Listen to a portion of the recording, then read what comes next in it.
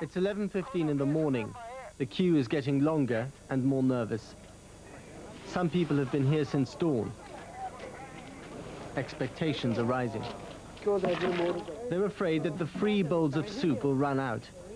For many, this could be the only hot meal of the week. Listen to the sound of hunger. No, this is not North Korea, nor a slum in China, but Japan.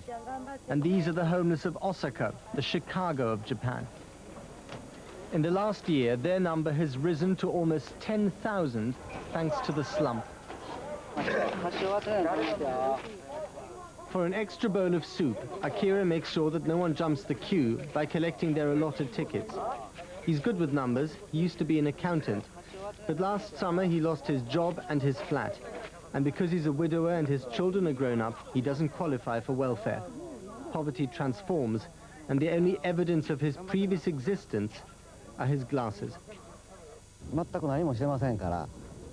The government does nothing for people like me. They should be ashamed, not me. In my worst nightmares, I would never have imagined that I could end up like this. I haven't even told my children where I am.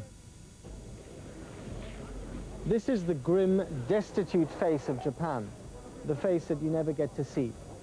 In the last 6 months, the size of this queue has doubled. And thanks to the recession, this is no longer just a tiny margin of the society, but a warning of things to come. It's hard to believe that we're still in the world's second richest nation. But here, even squalor has its order. Alcohol abuse is rife, but the beer cans are recycled. This is, after all, Japan. In a society so obsessed with order and hygiene, the unemployed and the homeless are treated like outcasts. Father Honda is a priest who is trying to help them get back on the ladder of respectability by giving them a haircut. Usually the small insects live in between the hairs, and the long hair means that sleeping on the road or in a park. So by doing this, you're really trying to help them to get a job? Good, that's right. The end of another day. While the people with jobs commute home, the people with haircuts flock to the labor exchange, hoping to find work on a building site. Construction used to be one of Japan's biggest employers, but now that the industry has collapsed, most of them are waiting in vain. Losers in a society that doesn't know how to cope with failure. From the twilight of destitution to the bright lights of Osaka. This is a tale of two cities, but look beyond the crowds, and you see that the restaurants and shops are empty. With 400 companies going bankrupt every week, Japan is worried, and people like him are perhaps a disturbing omen of times to come. Matt Fry, BBC News, Osaka. There have been eruptions from Iceland's biggest and most active subglacial volcano, Grimsvötn. The volcano first erupted 4 days ago, sending a mushroom-shaped pillar of smoke 45,000 feet into the atmosphere.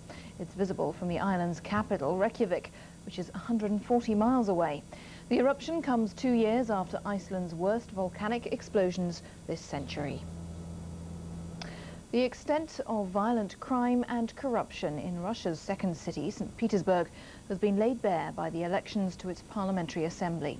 The campaign was dominated by murders, beatings, intimidation and incidents of anti-Semitism. St. Petersburg has been the cradle of democracy in Russia, but in the 7 years since the breakup of the Soviet Union, the former imperial city has become its capital for crime.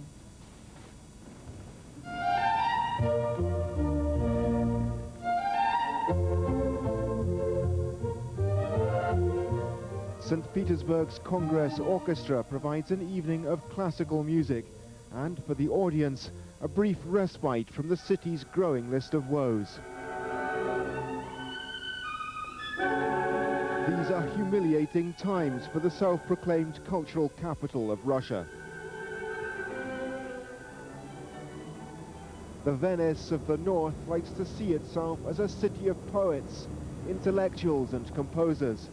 But that's not the only image it's showing the world today.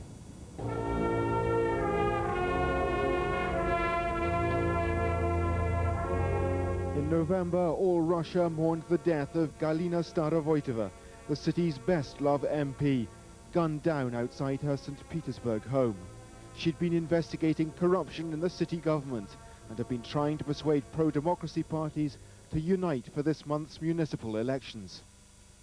Her death has inspired a fight back against the criminals who threaten to choke democracy in the city to death. A youth group burns the effigy of a typical thug, the blunt instrument of organized crime. I think when we see the dirty matters, there is a dirty money.